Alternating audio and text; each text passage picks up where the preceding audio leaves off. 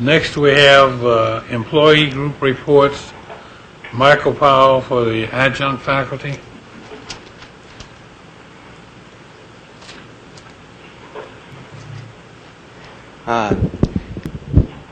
Thank you. President Lum, Dr. Campbell, Member Pearson, Member Burke, the Chancellor Glasper, CEC members, thank you all for allowing me to speak a few moments to update you on the adjunct faculty work that's taking place through the association. At the beginning of our fiscal year, we talked about setting out to transform the processes of communication and the ways that we do business. And so our first area of concern was to communicate effectively with all adjuncts and generate information that would be helpful for adjuncts and also the colleges and the district as a whole as we do our very best for the students that we serve.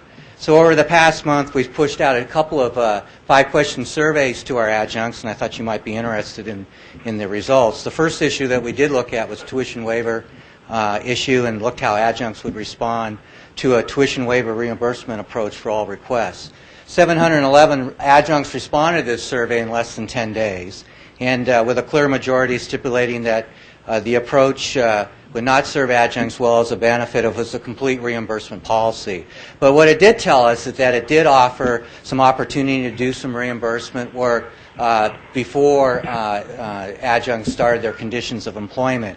And so in presenting the information to Dr. Randolph, we were able to present then a proposal that's going through the process, and we're very encouraged on how that's headed forward.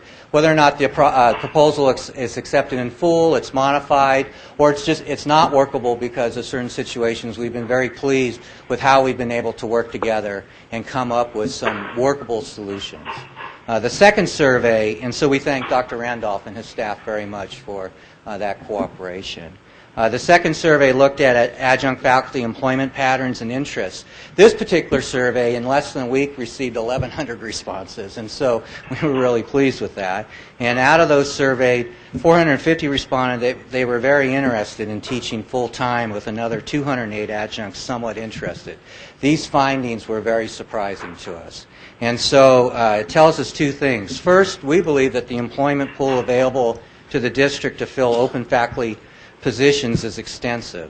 As adjunct faculty have already been hired by the district to perform classroom instructional activity and are evaluated to the effectiveness of that instruction, I would like the district to consider interviewing adjuncts for residential faculty positions before external searches are performed.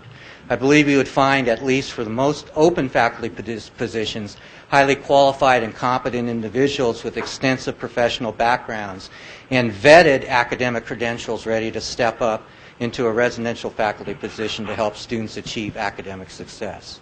The second thing that we recognize within this survey is adjuncts need to be properly prepared for extensive interview processes that does not exist yet for adjuncts to vet the best candidates and hire the very best of the best. So we look forward to working with ELT to apply existing programs that will help prepare adjuncts for these types of opportunities. If you'd like to review the results of these two particular surveys, that information can be found on the myafa.org website. And again, I appreciate this opportunity to speak with you today. Happy Thanksgiving to all of you, and I'd be happy to address any questions you might have. Thank you, Mr. Powell.